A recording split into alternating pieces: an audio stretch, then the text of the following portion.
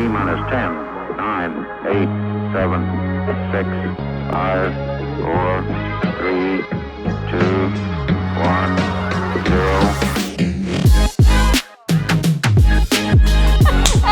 I'm an anomaly. I'm a unicorn. I'm black and I can swim. And I can also... We got roasted in the comments last time for making jokes about you being able to swim, which I think is funny because you made the joke.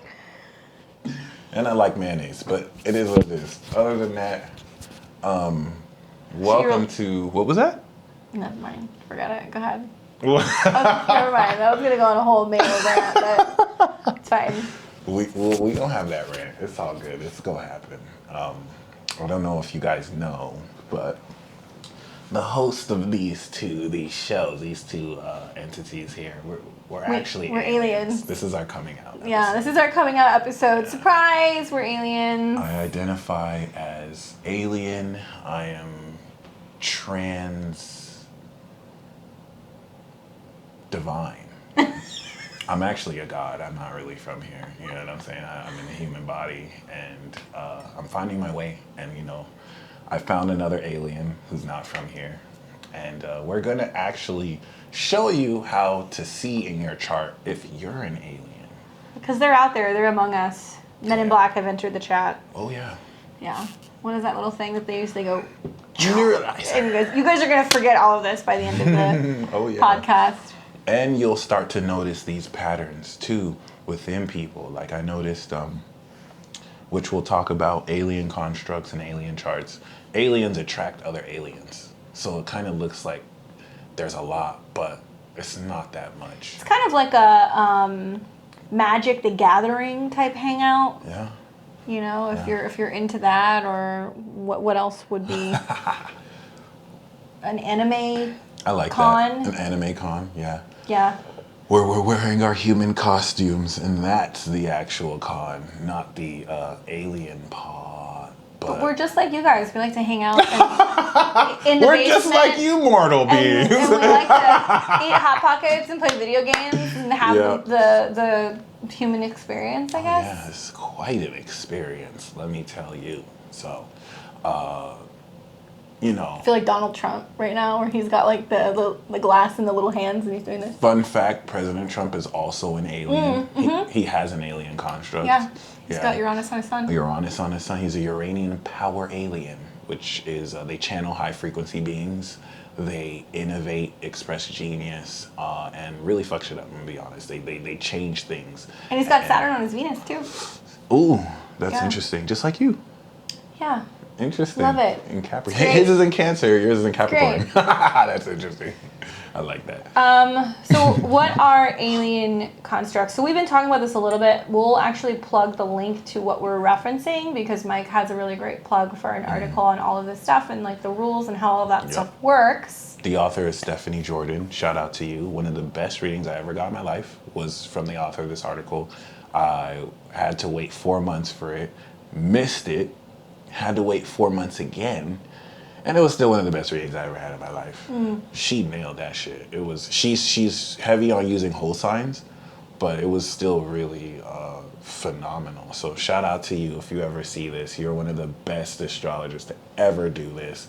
Okay, shout out to that generation paving the way because there's a whole book behind it, and that the whole alien construct mythos was kind of borrowed from other kind of, you know, pioneers. What's his name? Sigmund Freud, and also Edgar Casey. They're aliens. They have alien constructs. The Sleeping Prophet. That actually, when I was little, I think I was like amazing chart. Between 6 and 9. My dad had like a bunch of he was really big into Edgar Casey. If you guys don't know who it is, check it out. But he was known as the Sleeping Prophet. But he had volumes upon volumes upon volumes where he would lay and go into this trance state, and he would channel information that was from the divine, but it was like beings. Everything from health to food to future predictions. He talked a lot about Atlantis and where Atlantis would be found and how. Very interesting. So, okay, I should start by asking you, so how do you identify in terms of like aliens? Because you hear like lots of stuff like the Palladians and the this and the that, and there's a lot of subgroups that come within this. That shout out to Stariari, and other people who do like Maru Matu will do starseed readings, and she'll look at your starseed origin. So she saw my chart, saw I was from the Draco ruled Orion Empire. So you can look at it as a star seeds, like the Pleiades are in Taurus. You can look at Vega in Capricorn, Sirius in Cancer. So that'll let you know like what stars, because there's signs and then there's stars, right? So that'll let you know what stars you connect with. But based on what we're doing here, so we're gonna provide for you a framework to identify this, and just know that it isn't limited to this. There's so many more infinite ways to identify it. But when we speak on this, there's different distinctions. You could be born with an alien construct, or you can inherit an alien construct. What does that mean? We're going to talk about what it means if you're born with one, because you have a progress chart. So if you weren't born with it, you can progress into it. And even if you don't progress into it, transits can also activate it. So, unlike us who are born with it, who carry it, everyone at some point in their life will have this alien influence. And what makes it alien, right, is the indicator based on that article, Saturn, Pluto, Uranus, and of course Neptune. And she's going to add Jupiter soon. And even if you want to do the personal planets, but it's more focused on outer planets, these planets are foreign to Earth. And so whenever you have any of these outer planets on your sun, on your moon, on your rising, you are, with the rising, an instrument of these alien planets. If it's on your sun, you actively activate the power of these planets. And if it's on your moon, you're a vessel. So people born in 1990 who have Capricorn personal planets like sun, moon, rising, 88, 89, 90 in Capricorn, for example, she has her rising. I have my moon. She's an instrument of that incredible power. It's my Libra rising. It's all in my Libra rising, right? Yeah. It's in her so I have my chart ruler. I have Uranus, Venus, Saturn, Neptune, all conjunct in Capricorn. So, okay. This is so you were asking before the indicators, right? So in the article, you'll see if your chart ruler conjuncts those, it counts as an alien I have it construct. like triple because my chart ruler conjuncts Uranus, Neptune, Saturn. My sun conjuncts Pluto. Right. And I have Jupiter in Cancer in opposition to my Saturn. Neptune. So since it's the chart ruler, she's now an instrument. It's kind of like an extension of that instrumental quality. And you'll read all this in the article. It's one of the best articles I've ever read. And there's a book based on it too that goes more in depth. But basically, whereas I have the moon, I'm a vessel. I got moon, Neptune, Uranus, Saturn. And I'm going to go into a little bit of what these means and give you actual evidence of how this plays out. Because, for example, when you read the article, you'll see that Moon Uranus is a vessel Uranian alien, and vessel Uranian aliens could read the minds of teenagers, predict election outcomes, predict conceptions. I remember when I read this, I was like, wow, this is kind of extreme. And then I remembered, before I knew astrology, before I knew who I was, I experienced this. The first psychic experience I ever experienced in my life was when I was in a Boys and Girls Club after I came back from Nigeria, going to a boarding school for a year, the year of 9/11, 2002, I came back to America, and I transferred from a Catholic school to a Christian school, but the school was like so small, we rented it in a Boys and Girls Club. There was like 3 people in the 8th grade and stuff like that. So I had to escort, back then I was in the 7th grade, and I had to escort someone in the 3rd grade or 2nd grade. His name was Michael. And because he was too young to go himself, I had to escort him. So, and that, cool dude. I put my left hand on his head. And while we're walking down, because he was shorter than me, right? And I was already what, 12? So that's kind of interesting. I was already young myself. But he asked me, how much money do you have? How much money do I have in my wallet? And I heard 21, 21, 21, 21. And I tell him 21. And the look he gives me, like, oh my God, I can't believe you got that right. And the look I give him, like, oh my God, I can't believe I got that right. And immediately after, I try and be like, guess a fruit. I get that completely wrong. Guess a letter. I get that completely wrong. And after that experience, I just left that. But it was my first experience of telepathy. Yeah. And then fast forward, I find out, oh my gosh, I have the ability to read the mind of teenagers. I remember that.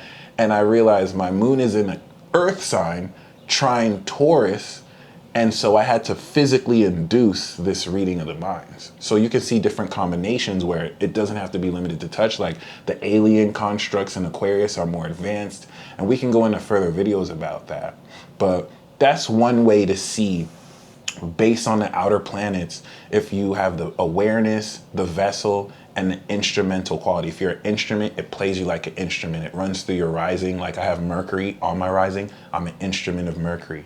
And you can look at the personal and outer planets as God constructs, because, you know, Greco-Romans worship them as gods. Yeah. So, you know, even if you have Venus or Mars, to a degree, that kind of also plays out too. But the outer planets have a lot more supernatural abilities, like Miss Sun Pluto right here, who never misses. You I feel didn't me? realize Like, I had it doubly though with Yeah. the conjunction to Uranus, which is interesting. Right, with the 'cause Venus. Uranus rules my Which is fifth like- house, so I definitely have. I think last year I predicted like 65 pregnancies.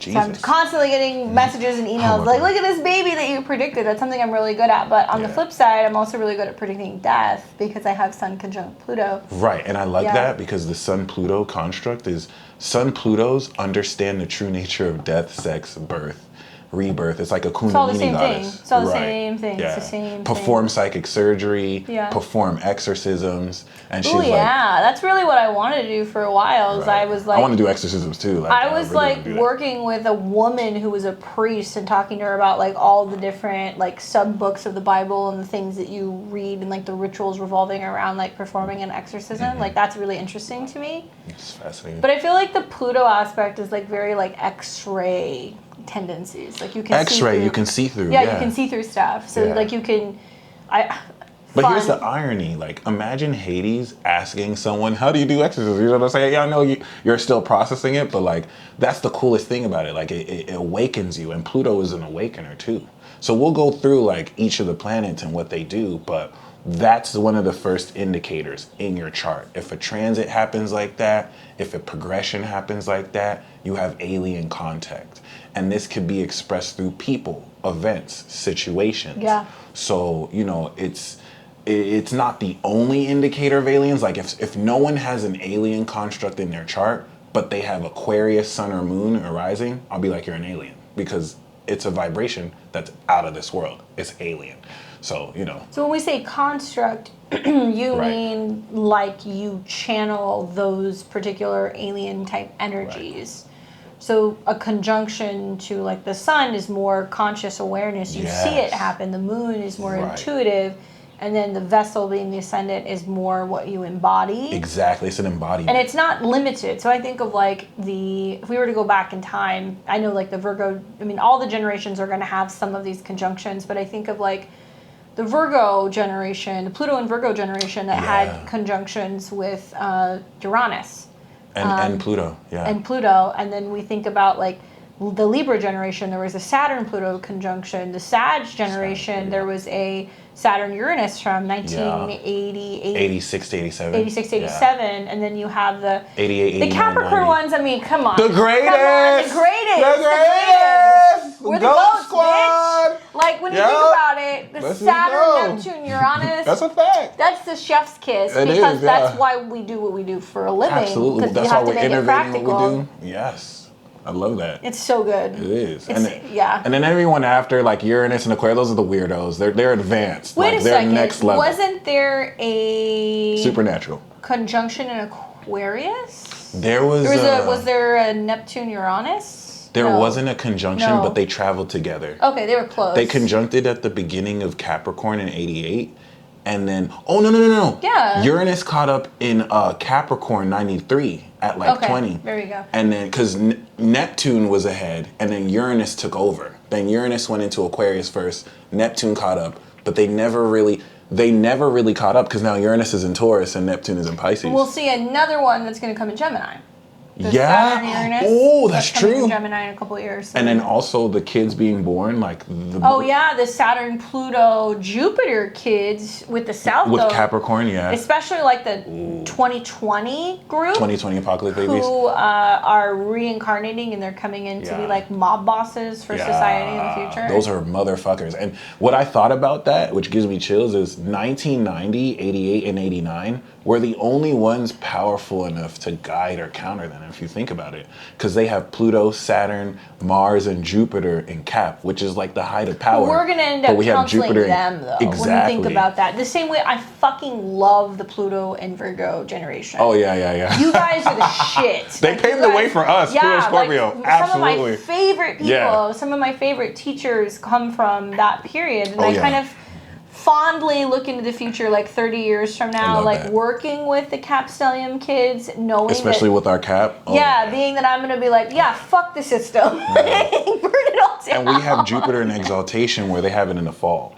So we have 30 years till they come of age and they take over the world. But like, we really come into our prime around our second Saturn return. Oh, the second. Or when we start to have that's true. Yeah, our next Jupiter return, I think we're gonna reap a lot more from it. That's but awesome. When we talk about this, it doesn't have to mean that you have to have Saturn or Pluto, Uranus, or this or that conjunct. It could be on your sun, moon, or rising. Right. It just means that maybe you're channeling those alien or outer worldly things. It's expressing through. Which makes sense when you're talking about the connection to Sirius, which has its roots in Cancer. In Egypt. You know, you think about the dog star, how they ended up planning and really kind of aligning all the pyramids and connection. Like that was their star. Yeah. Right? Absolutely. So the Capricorn one is what?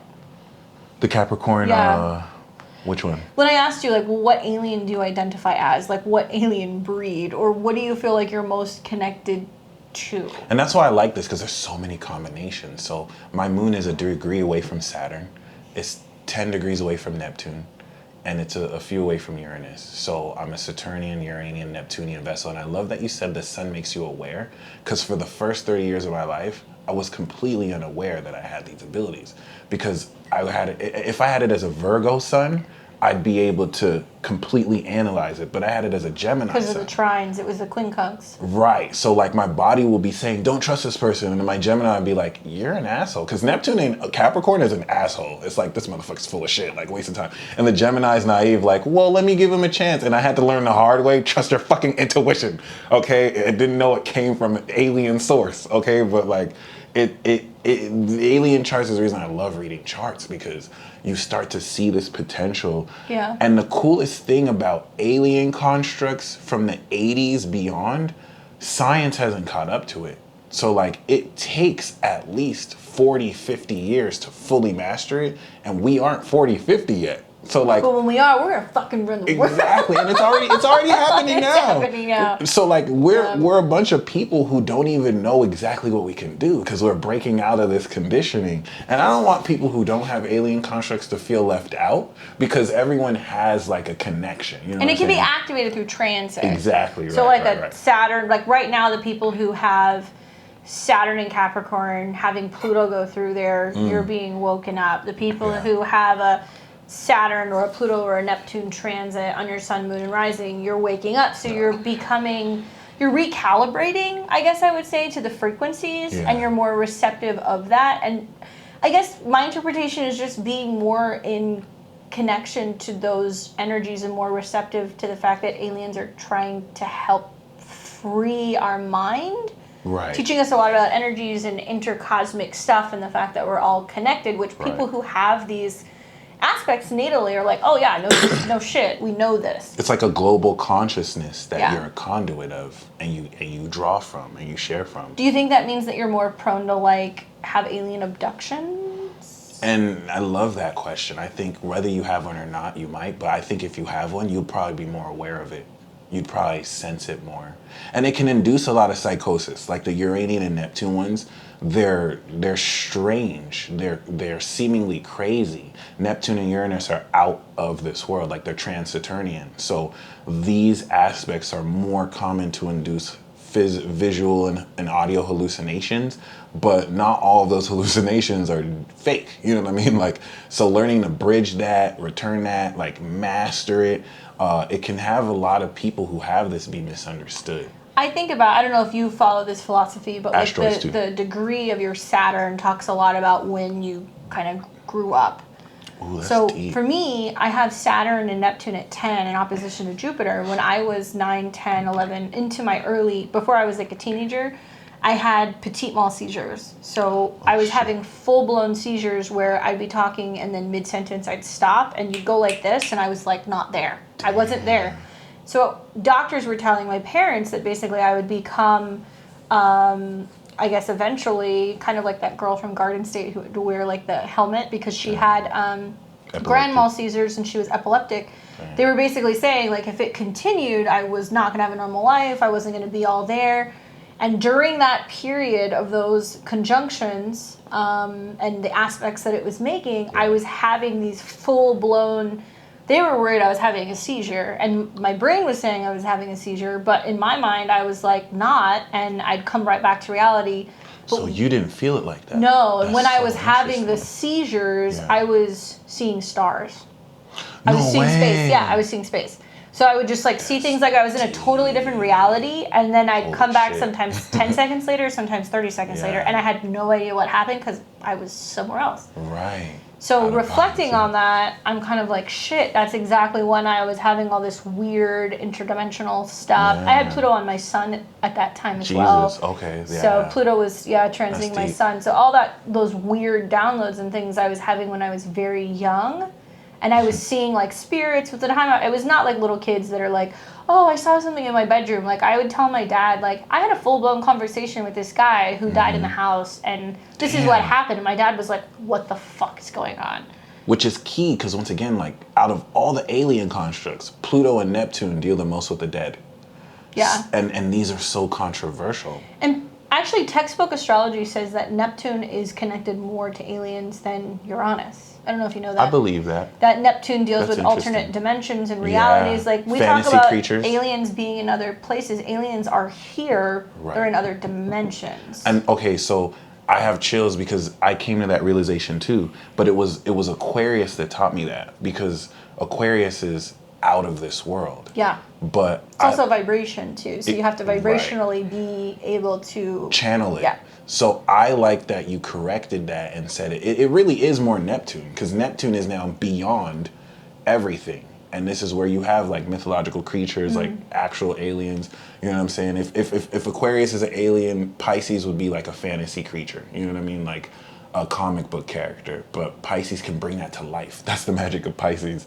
And it's not linear. It's seemingly crazy. It's not before Saturn. It doesn't align with the system. So a lot of people with these constructs could be diagnosed, misdiagnosed, misunderstood, and this crazy. Right, and this has to really be out there, because especially if it's trans-Saturnian, like that's why I like having a Saturnian alien construct, because it grounds the Uranian and Neptune and power. The Neptune a lot. Well, that's what's so cool. So like if you're born from that 89 to 92-ish period, you have it. Like you've got that. Even if it doesn't aspect your sun, moon, or your rising, you have it. But it's practical, because Capricorn says, well, it's the vision that's really otherworldly, that's unusual, different, but it's also unifying. So I've seen that particular kind of small generation of people who reincarnated, and I think they came back to be able to work with aliens, channel those energies, be able to bring back the indigos, the crystals, ancient alien and ancient civilization practices to save humanity. And if you go even deeper with it, the alien constructs is more of a vehicle. It can even specify what specific alien or otherworldly being or ancient cosmic soul or spirit you're representing. And this is if you get deep with it. So constructs are really just the beginning of understanding this more multi-layered aspect. And I love that you mentioned Cap, because we want to see that everything after 95 becomes next level. I called the Aquarian, like the Uranus and Neptune Aquarius weirdos, but they're some of the most advanced people you'll ever meet. Then when you see some of that stuff going to Pisces, the Uranus and Pisces, and even Neptune and Pisces now, the Jupiter Neptune people who have been born in this last year as well. And then the Saturn Neptune people that are about to be born are going to be some of the most powerful reality warpers to exist. Yeah. So that's once in a lifetime. If you want to have a powerful magical baby, you missed the chance. Gemini season is over. It is what it is. Which is a good, okay, so but you can have a Taurus Leo season. That's a Uranian alien. So here's my other question, is that I get the whole concept of being born with it and having that, because your astrological placements are kind of like your cosmic contract of how you incarnated and what your plans are and what your gifts are or whatever. But if you happen to have those placements, the question is, does that make you inherently part alien? And there in turn, if you are, and you have a kid, is that a hybrid? That's a really good question. And personally, I love that question. Yeah. And even if they don't inherit alien constructs of your own, I am a big believer that you inherit your parents' genes and natal chart, like aspects, even if it's not the exact aspect. You take on the likeness. So technically it is a hybrid, you know what I'm saying? Or maybe even if, you know, someone becomes an alien through a transit or has an alien experience, it's very fast. I love that question, because the key to really further exploration is seeing how we can apply it to the new generation. Unless you have a kid with somebody else who has those conjunctions, there in turn you have this weird little Alfie baby. I don't know.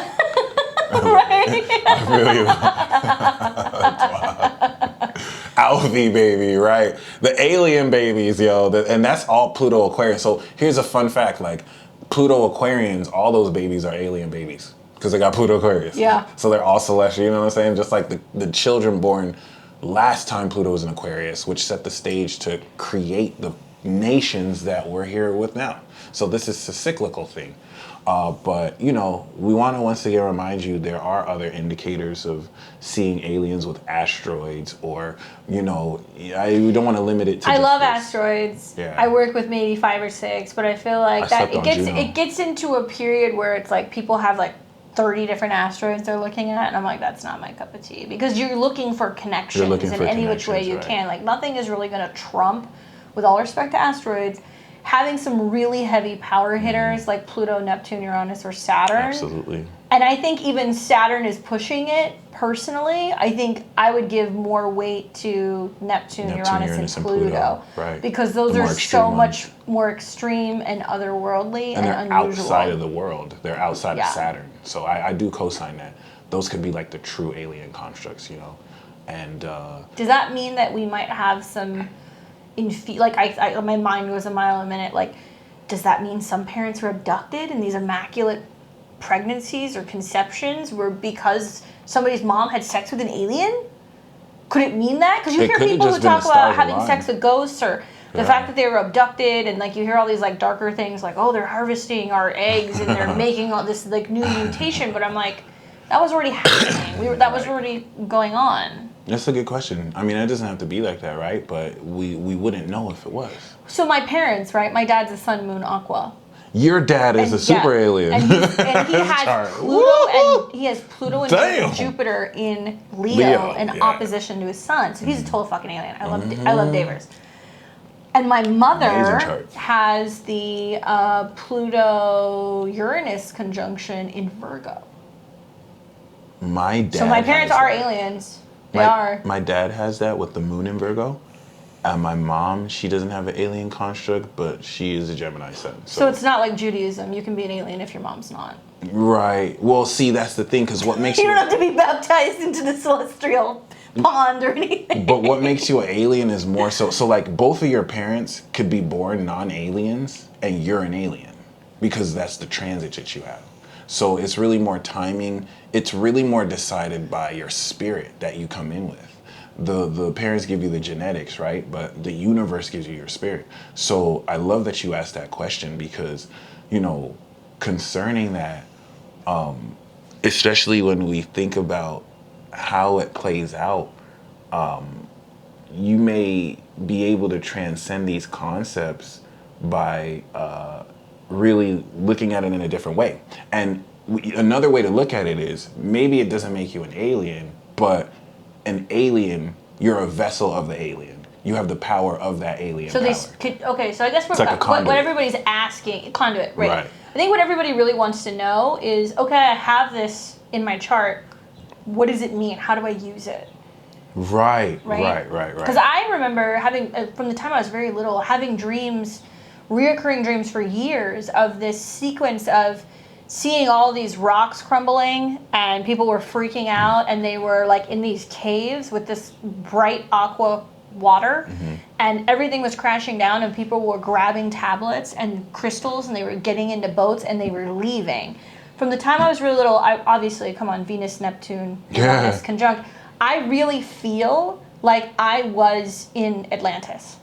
Because I didn't know anything about that, which is why I really globbed onto anything in relation to Edgar Cayce, who was talking about, you know, the Atlanteans and the Palladians, and the fact that we had these ancient civilizations, that everybody was living communally and in harmony, and they were understanding that science and metaphysics went hand in hand, and that there was some kind of real strong spiritual practice and governing within those communities. And so I keep thinking, like, do people who have this have memories from these past civilizations, maybe on other planets? No, they definitely do. You can even, like Doctor Strange in that movie, I know I'm referencing a movie, but like, you know, you can believe that dreams you have are alternate reality versions of you. But I love that you brought that up. Like string theory? Right, like string theory, you know? I love that you brought that up because, and yeah, you know, with the nodes and Uranus and Neptune, you were dealing with people from different timelines incarnating here. I know that's hard to prove, but... Perhaps maybe they came back because there was a need to really integrate some of those philosophies into modern day society. And if you think about where that conjunction or where those aspects are taking place in your chart, like for me, it's all in my 4th house. So I had this perception that family is not necessarily your blood relatives, that family can be the family that you're born into or the family that you create, and that we would be more sufficient and we would be better off if we had this communal living environment. And I think I've lived in so many weird situations where like my parents were separate, but then there were other people who came in, and like I was raised by other family members, and I've had several communal living situations where I have found myself living with other people, recreating that family unit and realizing like, wow, it really does take a village to raise a child, or it is smart to be able to all live together, work together, build together, and that there's something really important about people who don't come from a really strong family background creating that, even if it's not your blood. Right. So you have it in the 8th house. How do you feel like that has impacted you? It's single-handedly, and it's cool because my moon's on Saturn, so it expresses a lot through my mom. Like, she's very Saturnian, but she's also very psychic. It's just she doesn't embrace that because that's all witchcraft. Well, the Bible is a book of spells, you know. Right, and the way she uses Christianity is kind of like its own form of magic, because she comes at it from a more mystical place, but she won't necessarily say it's mystical, right? And she has Neptune in Scorpio, which, like, she has precognitive dreams. Like, she had a dream that she'll dream of stuff I'm doing, and I won't tell her I'm doing it, but it's like, damn, she knows without knowing, right? And that's just a Scorpio. But one thing we have to keep in mind is Neptune and Uranus are out of this world. They're after Saturn. And the reason why it's so hard to understand is we take these extra dimensional alien aspects of our reality and we try and force it into the box of Saturn. You can't fit Uranus and Neptune in a box. So like when you hear Edgar Cayce say predictions, a lot of skeptics will focus more on what predictions didn't get right. But you don't keep that same energy for a meteorologist if they get the weather wrong. But many of his predictions are still unfolding. Right, exactly. Still unfolding. So like that's something to keep in mind. Like there's certain discernments of Neptune and Uranus that won't make sense. And it doesn't mean that it's crazy. It means that we haven't created the framework to understand it yet. So let's talk about it planet by planet. Yeah, so people understand that a little bit better. So let's start with Saturn. We'll work to Pluto. So when we look at Saturn archetypally, right? Saturn deals with limitation, restriction, karma, sobriety, seriousness, commitment, power. Which is why I love the Capricorn stellium, because you have that and it really reins in Neptune and Uranus' like wildness, makes it practical. I love it when they call me Big Papa. Yeah, I like being called Daddy too. All right. But no, I love it. So what would like a real strong Saturn conjunction signature mean? I can give you examples. And it's cool because given my research, I've seen so many different versions. I've seen the Libra version in its exaltation. I've seen the Saturn. I met somebody who someone invited me out to see Nieve Melandra. Shout out to her, amazing performer here. And this random dude walked up to me. His name was Michael. And I eventually read his chart and I saw that he had Moon Saturn like I did, but in Aries. Oof. And he was talking to me about how he worked in the Air Force and how they've seen aliens. Like, he was talking about what happened in New Mexico and stuff like that. And it was just mind blowing, you know? So Saturn is going to be strictly material. It's going to be, the Sun Saturns can literally materialize anything into a 3D reality from the heart. And I've seen a Capricorn woman do this who was born 1990 with Uranus, Neptune, and Saturn. She went to the casino and won $5,000 back to back to back. That's Saturn, Uranus, and that is probability manipulation. The Saturn power gives you so much karmic strength to induce causality and be aware of what you're controlling. Versus the moon, it controls you. Like, I've had my body move on its own. I've also had it hate the Gemini because it doesn't listen to it, but it's so powerful. You understand the strategies of world leaders with the moon because you're a vessel of it. Versus the sun, you're aware of it. The rising, you're an instrument of it. Shout out to Colby Barrett, who has that as a Pisces sun. And he's going through the Neptune transit on his sun. So Saturn really does work towards and that's why I love 1990, 88, 89, because everything that Saturn represents is a 3D material world. So with Uranus and Neptune and Cap, we take that energy from out this world and we're able to ground it here. That's why we can think and imagine stuff and it happens like magic. It's true. I mean, obviously, depending on where it is in your chart. I mean, you're going to hear textbook stuff about Sun and Saturn is like depleting energy, bad health, limitation, seriousness, depression. But without those events, I don't think it would really push that sun to really kind of activate and go, okay, I'm going to actually start making shit happen. Yeah. And you think about that through a Saturn transit. Like, Saturn transit the sun is like often a very brutal awakening in terms of what it is that you actually have to change. It's so powerful. And the Saturn returns this power and unlocks it.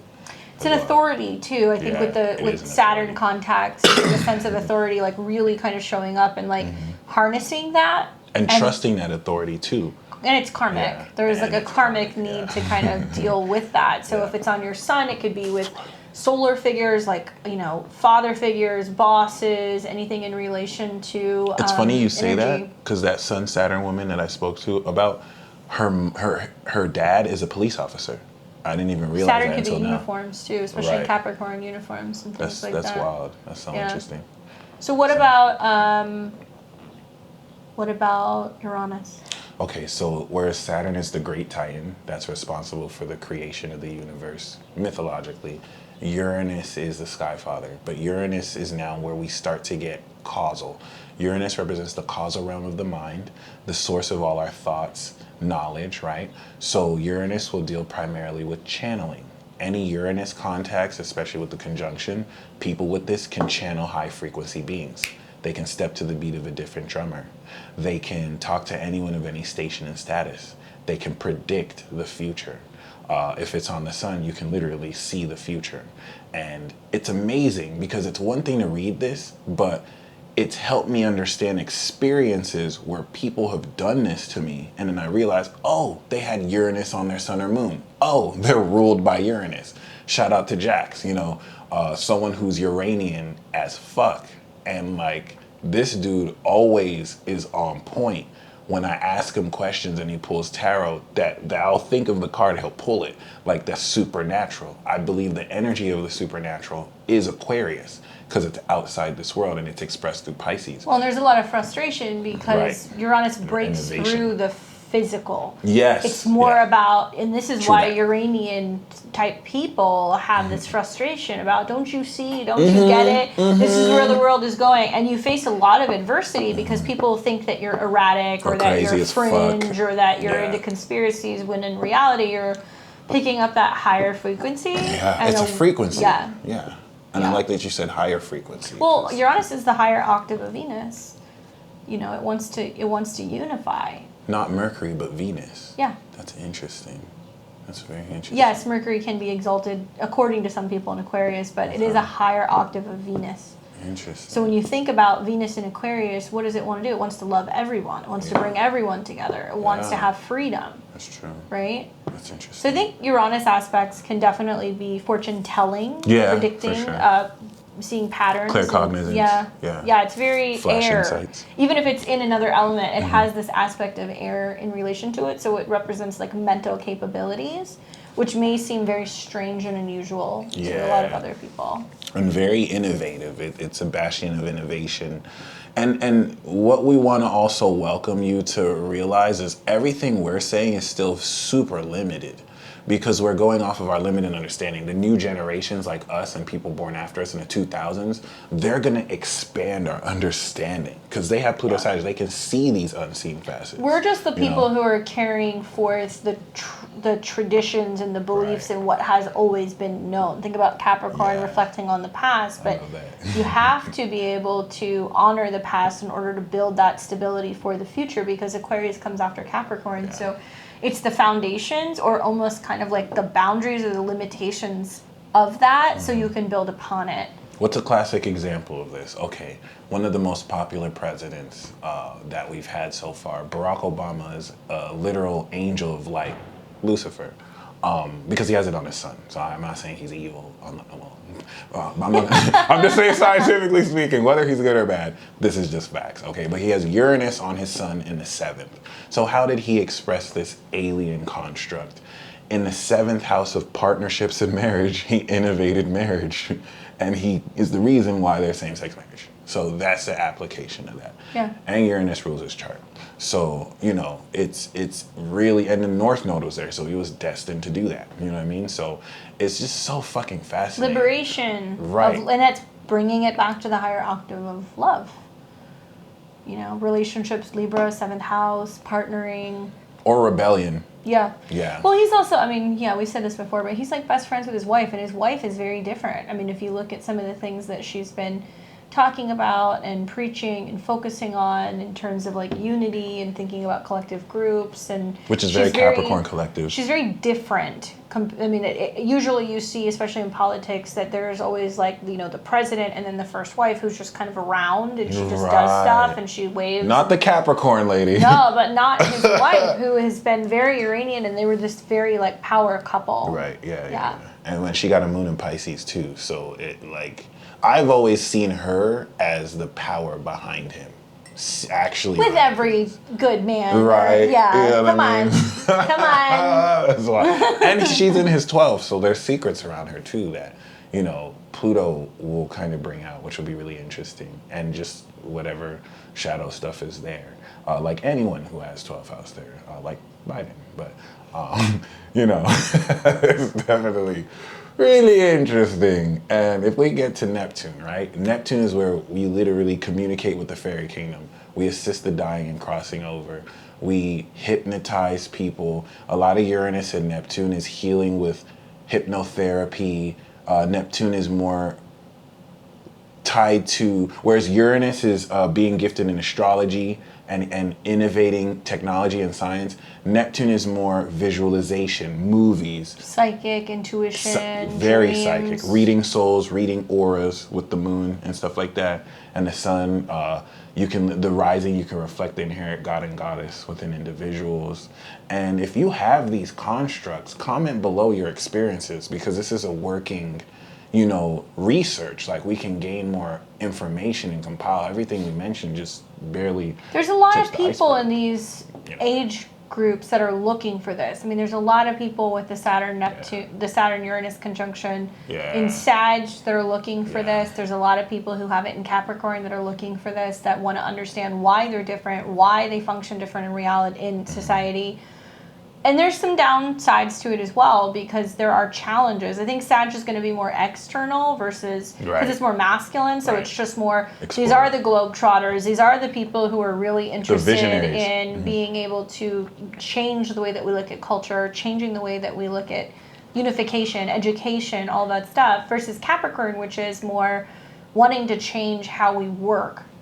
So when we look at Neptune, I feel like they're visionaries, right? These are the visionaries and dreamers and creatives and artists and the people who listen to their intuition. They pay attention to their dreams. They're really into meditation, but they also see the benefit of removing all of the boundaries. So it's been interesting to see like the Neptune Capricorn generation, who are on one hand really big into cannabis. They're really big into natural remedies, treating. They want to take their creative work, their visions, whether it's art, film, music, seriously, and they want to make a name for themselves doing this. Yeah. But Neptune, I think, is so different because it does have this more 12th house vibe. It's more secretive, it's more private, it's more hidden, it's things that you don't see coming, and it's also about intuition and feelings, and it's really teaching people that there's more going on than what we actually see in the third dimension. Yes, that's so true.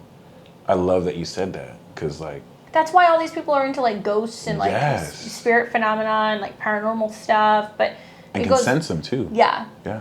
yeah. But And we've unlike also- Pluto, we'll get to the Pluto. Yeah. We've seen some really amazing people from that group that have really started the process of revolutionizing the film and the music industry, which I think is really significant. And it's not limited to just the Capricorn. I say that because we know more about that, but depending on what sign it is, it's definitely going to affect those areas. So Capricorn happens to be more so about, you know, work versus the Neptune Sag, which is more about belief systems, and maybe they're adopting yoga or Tai Chi or Eastern modalities. And then the Libra is going to be, excuse me, I skipped a generation. So we've got the Capricorn, we've got the Sag, then we have, prior to that, the Neptune and Scorpio.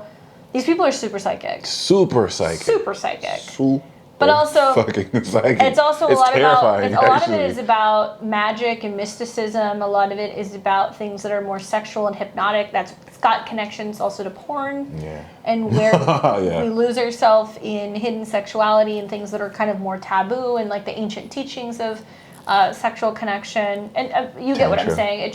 The list kind of goes on. Yeah.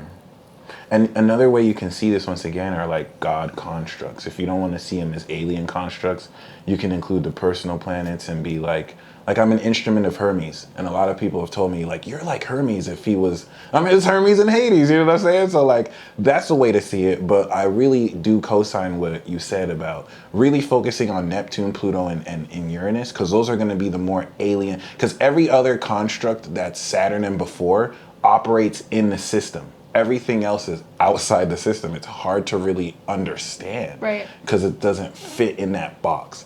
So you know, it's really revealing in that capacity. All right. So what everybody wants to hear about? What about Pluto? Okay, Pluto to me is the most fucking badass one, because like, though you can escape the IRS. Like if you have a transit your moon, you can escape IRS audits. It literally is psychic surgery, exorcisms. It's an aspect of death. You understand sex, death, and rebirth. You can literally like awaken people. And that's what I've noticed with Plutonians. Y'all awaken the fuck out of people. I think as like a Pluto person, like as a messenger of Hades, I feel like there's something super amazing about the pressure cooker that Pluto presents you, because Pluto can have this tendency of going like, well, what's the worst thing that could happen? So you die.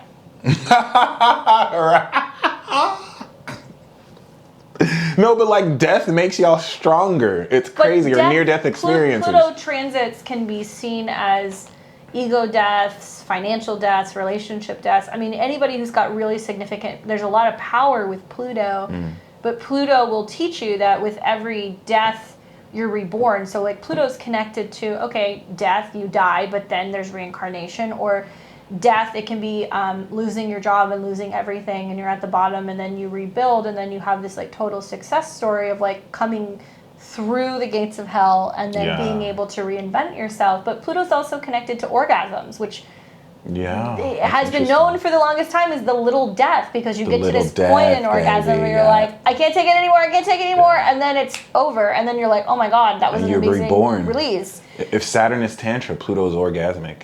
It's really interesting. Having worked with people and working as a death midwife, I feel like there's something very similar to the birth and death process. And the one thing I haven't had experience with is like more the birth process, because I've always been just kind of like, everybody else wants to be a doula right now, that's not my thing. Right.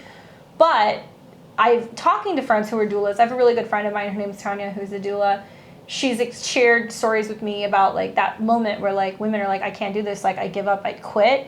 And right when you're on the brink of that, it's like that's when the baby is born, and then you're like, oh my god, and your life changes forever. Wow. So there's something, I've always thought that like birth and death or life and death have this very intrinsic romantic relationship, but they can't be together, but they also can't coexist without one another. They're like twin flames. Yeah. The original. Super fucking toxic. That's why you see. That's why you see in some situations, in some families, I've noticed this. Wow. A real prominent person in a family will die, and months or sometimes within a year, 2 or 3, a baby is born. Yeah. That there is this passing of the torch that's like something ends, something begins. Like that's the most perfect. I've heard a story about someone's grandfather or grandma who died, and the very same moment they died, their daughter was born. Like a reincarnation kind of thing. Yeah. Which once again, it's outside of Saturn. So like, how do you linearly map that? That's Pluto, that's Neptune, that's Uranus. It kind of connects everything without you really seeing the literal physical proof that Saturn, everything that's material, the atoms and everything is represented by Capricorn and Saturn. Well, and the fact that you're going to see Neptune dissolve prior to Scorpio or Pluto kind of taking hold and being like, that's why when you see people who are at the end of their life, they're like, I hear music, my family's around, I'm seeing people I haven't seen before, it's okay. And they have this really weird Neptunian experience right before they transition. And I think that Neptune can really break things down prior to Pluto showing up and going like, and we're going to start all over again, it's time to go. So Pluto isn't always associated with death. I think it's about crisis, and I think it's about the rebirth period in general. And yeah, anybody who has significant Pluto placements has some very extreme darker sides with abuse or you know, people who have but very awakened, very just not in the airy fairy spiritual way you would think. It's a very more gritty, real, intense, you know what I'm saying? It attracts a lot of creepers and rapists. You know, Pluto is intense. The dark side of it is like Vader evil, you know? But Vader was lost, and he found his way. So well, Pluto and being connected to Hades and having that connections to Lucifer and also the bringer of the light, that when you finally give way to the Pluto transformation and the breakdown, it's only then that the light can come in. Yep, Sag is right after Scorpio. So that's what makes me think Scorpio is more life than it's death, because it manifests life. You know, death manifests. It's Scorpio is so fucking deep. It's amazing. It penetrates. It's about going deep. What do you think about this? So another way to look at these constructs is like energy centers, right? Like if someone was born in a certain year, like I've met certain people who, like if you're born 95, right? You have Pluto in Sag, you have Saturn in Aries, you have Uranus in Aquarius. So I've met people who have sun, moon, and rising in each of those 3 places.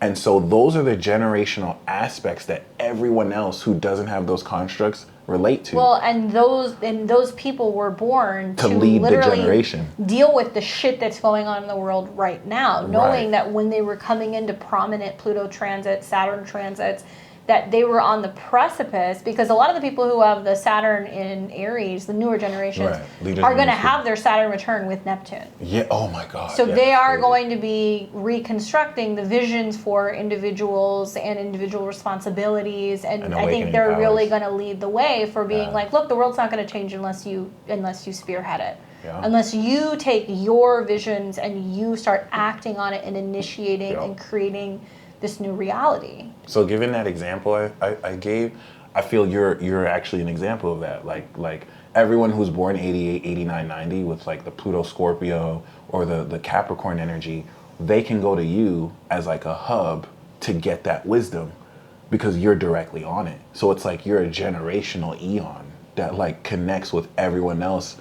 Because you have that outer planet stuff. You know I understand it, and it sextiles each other. So it builds on each other. So I feel like for me, the Pluto transits, I went through all my Scorpio, and a lot of people who have Pluto and Scorpio have had that. You've had it touch all your personal placements, especially if you have Saturn in Capricorn. But it's almost like you went through like the extreme stuff early on, so you have the experiences to go, this is what I know, this is what went wrong, this is what I experienced, let me help other people so we don't go back to that. And I like that you mentioned the epilepsy with Pluto going your personal, because I realized Pluto really does Pluto really does bring people near death, because every single instance of Pluto transiting people's sun or moon, they got in a car accident, they almost died. When Pluto went over my sister's moon, she got hit by a car. When it went over my moon, I got in a car accident.